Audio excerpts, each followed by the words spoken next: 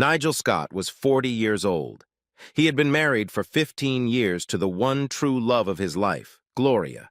They had met in college, scandalized both their families by moving in together after their second date, but then stunned everyone again by getting married right out of college, both getting good, well-paying jobs and eventually buying themselves a normal house after several small apartments.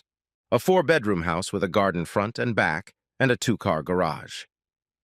Perfect, they explained, for when they decided to have children. Gloria was also 40, had long blonde hair, and was gorgeous. Well, Nigel thought so, as sadly did someone else. Or, to be more accurate, not just anyone. In both real life and fiction, the sins of cheaters manifest themselves when an unhappy, devoted spouse accidentally discovers that the love of their life has slept with someone else. This happened to Nigel in the following way. Nigel was regularly working on a very important project at work. Gloria didn't mind. Moreover, she sort of insisted that Nigel work more. It wasn't about the extra money, although she recognized that it would help, but because she said the project would bring some public benefit, almost instant resettlement of people affected by fires, floods, tornadoes, and hurricanes, and the sooner it was implemented, the better. Nigel liked this, since Gloria had never shown much interest in his job, senior project manager for a multidisciplinary engineering solutions company. It actually sounds a lot more complicated than it actually was. Basically, if you had some major project that required engineers, MES did it for you, but at considerable expense. One day, Nigel's superiors called him into a meeting. They told him that they had watched him grow and mature as an engineer in the 10 years he had worked at MES. It had not gone unnoticed that on several occasions he had managed to correct the mistakes of his less capable colleagues, saving the company many millions of dollars. They decided that it was now time for Nigel to move up to the next step in the company's management structure and become a director. Grant Fieldstone, president of the company, said, "We know the last few months have not been easy for you and your team, Nigel, but especially for you. With the UN Council on Homelessness breathing down our necks, you've worked much harder than could be expected of you. As a result, we're going to send you and your wife, Gloria, on a 2-week cruise. From that point on, you will begin a 3-week vacation. The cruise will be in the Caribbean. Upon your return, you will take a new office on the director's floor. Your secretary, Emma, will move in with you. By the way, we know she has been receiving help from psychologists since her husband's death last year. We don't want you to break confidentiality, you know we don't work that way, but how is she holding up?" Nigel nodded. "She's not quite all right, not really, but she's getting much better. But it's going to take time. After all, his death wasn't expected. He died in a car accident, as you'll recall." They chatted, had a glass of celebratory wine each, and insisted that Nigel leave early so he could go home and tell his wife the good news. He told Emma, his secretary of 5 years, what had happened. She was genuinely excited by his news, and it lifted his spirits. He was especially pleased with her reaction to the news that she was moving up the corporate ladder with him. He packed his briefcase and headed home.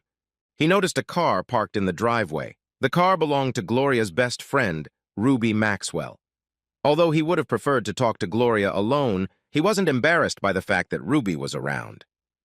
Ruby was Gloria's best friend, and her husband, Bob, was Nigel's best friend. They had met as couples in their final year of college. While Nigel and Gloria had decided not to start a family yet, Ruby and Bob had twins, a boy and a girl, who were 7 years old each. He parked the car in front of the garage, grabbed his briefcase, locked the car with the remote.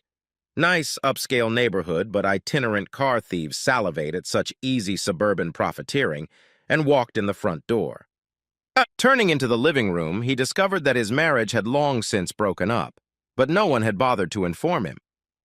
Ruby and Gloria were lying naked on a large sheepskin rug in front of the fireplace, having sex with a fury born of great passion and, he realized, great previous experience.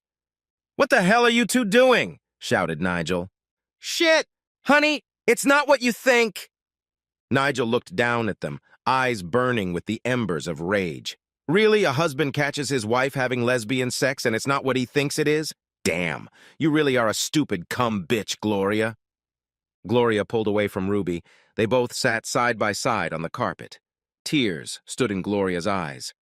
"Please don't call me names, Nigel. Please, I'm sorry about what happened, but please don't call me names."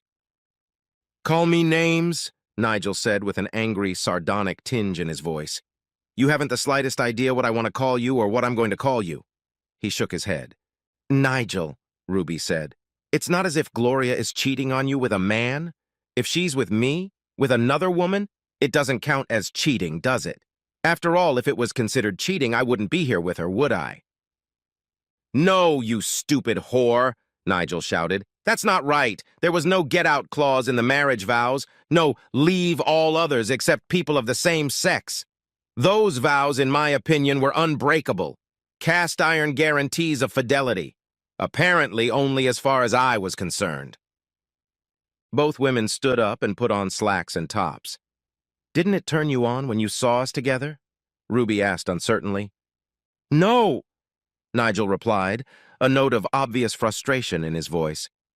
"It wasn't arousing." Ruby swallowed. "But I thought it was every man's fantasy to see his woman with another woman." Nigel shook his head in disgust. "I didn't. And certainly not my wife with another woman, no." Both women sat down on two chaise lounges, turning to face him as he paced the room. After a few seconds of heavy, tense silence, Gloria spoke. "Can't we get past this, Nigel?" He shook his head sadly. "I don't see how we can. After all, your disrespect for me is so great and terrible that I see no way out." "What do you mean, Nigel? Disrespect? What way out? What disrespect?" He shook his head again. This time there was pain in his voice. "You and Ruby just had sex. Where did you sleep?" Gloria shook her head uncertainly. "Well, we were in our living room." "No," Nigel said, indignation flashing in his voice. "When we first got married, we bought a big sheepskin rug that we really couldn't afford, but we liked it so much we bought it anyway. We remember eating hamburgers and noodles for a month, but it was worth it, we thought. When we brought the rug home, we put it in the living room of our tiny first apartment. We christened that rug by buying it and making love on it. And after that, it became our special, magical place to make love. So warm, so cozy. And every time we moved home, we would rechristen that rug by making love on it. It was a special secret between us, just for us. When people came and praised our rug, a special unspoken message about our secret was passed between us." He looked at her, and she saw the deep, irreparable pain she had caused him with her rash, selfish actions. He spoke in little more than a whisper. "But the magic is gone from that sheepskin rug, Gloria. Whenever I see that rug now, it will not be our secret place where we make love. Instead, it will be the place where you betrayed me with your lover." Tears came to both women's eyes. Then he turned to Ruby. "Ruby, I thought you were my friend and also Gloria's friend. I guess I was wrong. Anyway, what do you think your husband Bob will say about this affair of yours? Should I tell him?" She raised her eyes to Nigel. She shrugged her shoulders. Bob, already knows." "What?" exclaimed Nigel. "How? I mean, and he didn't have the decency to tell me? How is it that he knows and I don't?" Ruby continued, stammering. "Like you, he found out about our affair by accident. We begged him not to tell you. We knew it would break your heart. And he told us that if we let him join us for have a little fun, he wouldn't tell you. So we did. We had a threesome with Bob because he was blackmailing us." Nigel shook his head. "Gloria, you and Ruby are really in over your heads, you know that? You and Ruby told me that it didn't matter that you were cheating on me with each other because you were women, and that didn't count. But Gloria, now it turns out that not only did you cheat on me with a woman, you cheated on me with another man. So, please tell me how that doesn't count as cheating either?" Gloria looked at him sadly. "Because we were only with Bob so he wouldn't tell you about our relationship. I couldn't risk you getting hurt, Nigel. I couldn't do that. So I let him take me so you wouldn't find out from him."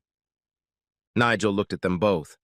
"But I found out, and now I'm hurt because you ripped my heart out and stomped it into the ground. I'm just thankful we never had children." At this point, Gloria began to sob, and soon Ruby joined her. They hugged each other, but somehow Nigel didn't notice it or didn't care. "Nigel," shouted Ruby, "whatever you do, don't do anything to hurt Bob. I know he's a bastard, a piece of scum, but please don't attack him. Please! He's not worth going to jail over." Nigel nodded absent-mindedly. "Thank you, Ruby. I was thinking of getting my act together and paying a visit to my former best friend Bob, but you're right. Why waste time in jail over a worthless turd like him?" He went upstairs, sent a text message from his cell phone, packed his suitcase, and walked back downstairs with it. "I'm leaving you, Gloria. We don't have a marriage. He's dead. You killed him. Let the lawyers sort it out for themselves, and before you scheme to cheat me by emptying my bank accounts or something, I've instructed my lawyer to start divorce proceedings immediately. Remember, we both signed a prenuptial agreement. The divorce will take place because of irreconcilable differences, not because of adultery. After all, what man would want the whole world to know that his wife made him a cuckold with another woman and his so-called best friend?" 2 weeks later, Nigel and his secretary Emma were enjoying a Caribbean cruise together. There was nothing sexual about it. Nigel explained to Grant what had happened, and he readily agreed to change the reservation to 2 adjoining cabins. Emma agreed to help her boss by accompanying him on the cruise. She knew Gloria very well and was appalled by her action. She knew Nigel was suffering and wanted to do whatever she could, excluding sexual relations, yet to help him through the immense pain he was going through. It was too early for Emma to even think about another man in her life, but when, or if, she ever did, she knew she would want Nigel to top the list, or even maybe the only name on it. Still, she had plenty of time to make her move.